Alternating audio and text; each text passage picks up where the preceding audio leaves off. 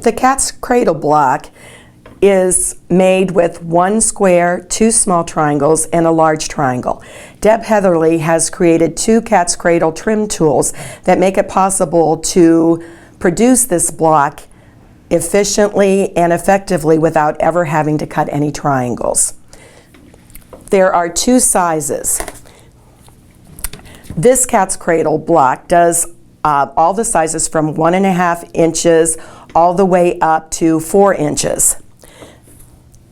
The cat's cradle XL does all of the blocks from 4.5 inches all the way up to an 8-inch finished block. As you can see, the cutting instructions are right on the tool. So to make a block, I'll actually be able to make 2 at once. I cut 2 squares, 2 rectangles, and a large rectangle to create 2 blocks. As you can see, I'm never cutting any triangles. So I love to make this block. To start out, I'm going to take my 2 squares and sew them to the 2 rectangles. And then I put these together. It's like making a 4-patch that doesn't have to match in the middle. In fact, if you make it match in the middle, the block won't work. So see that these are offset seams in the center? I'm going to put those right sides together. I'm always pressing away from my square, and I'm going to sew a seam right here. So here are my 2 units. Here is my offset 4-patch, but to create the blocks, I need to press my seams in opposite directions. And that is very easy to accomplish because I'm literally just going to fold this in half and take a little pair of scissors, and I'll clip right past this seam.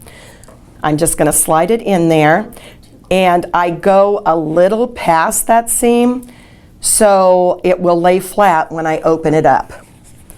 Because see, that little clip allows me to press this seam in this direction and this seam in that direction. Now I take this block and I'm going to place it on my large rectangle. On the tool itself, it says right here, we give you a little cheat sheet. It says mark the sewing line when I place this on my seam line. So I'm going to take this line and place it on my seam line. And I always place it a little inside of that, just a tiny bit, because by pressing these squares so they are flat, I can see exactly where my seams cross here, and I want to draw my line so it is crossing right there, so all of my points will be perfect when I sew across those lines. I go from the inside out so I don't have to worry about puckering when I get to that seam, and that is going to be my sewing line. I'm going to sew exactly on that line when I put it on the rectangle, and that will create 1 block. Once again, I'm placing this, and I just go in just a hair, probably the width of 1 thread. So when I draw this line, I'm allowing for the thickness of the pencil to draw this when I go out in both directions. Now I'm going to place that on top of my square, or my rectangle, and then I have a unit that looks like this. I've sewn across both of those seams, and if you open it up, you'll see that by sewing there, I've created a large cat's cradle block. This, I can check my points right now and see by drawing right across where those seams intersected, my points are going to be perfect. If this is off a little bit and you see a white gap in there, you don't have to tear out the seam. I can just go back and take a little deeper seam and make sure that I cross right here. This is the sweet spot. Now I'm going to cut 1/4 inch away from those, and so I can just take my rotary cutter.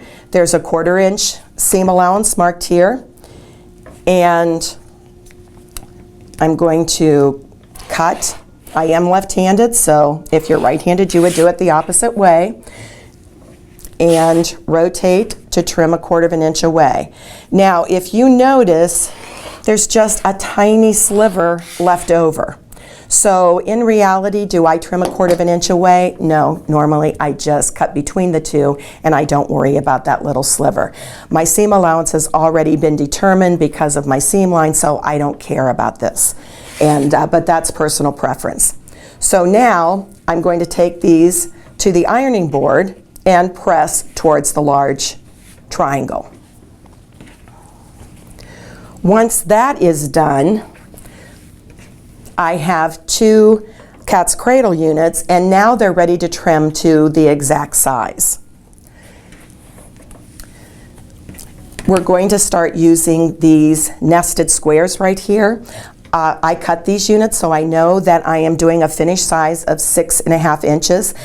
The Cat's Cradle XL does all sizes from 4.5 to 8 inch finished, and the first thing I do is trim the side that has the square on it.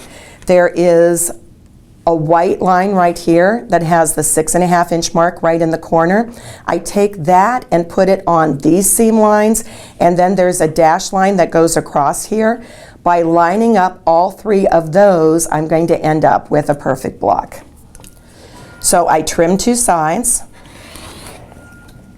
and if you notice, I don't have to trim off the tails that were left on this corner, because by trimming the block, it's going to take care of that. Now I rotate the block, and the second time I'm going to place it here, but I'm going to use the same diagonal right there. See that dash line?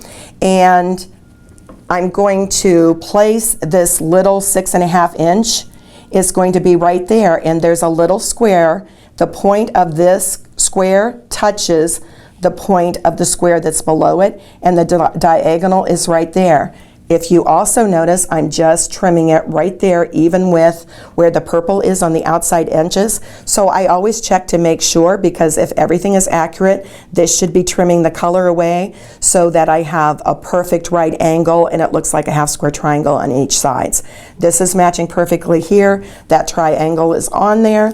And when I trim this, I'm going to have a perfect Cat's Cradle unit.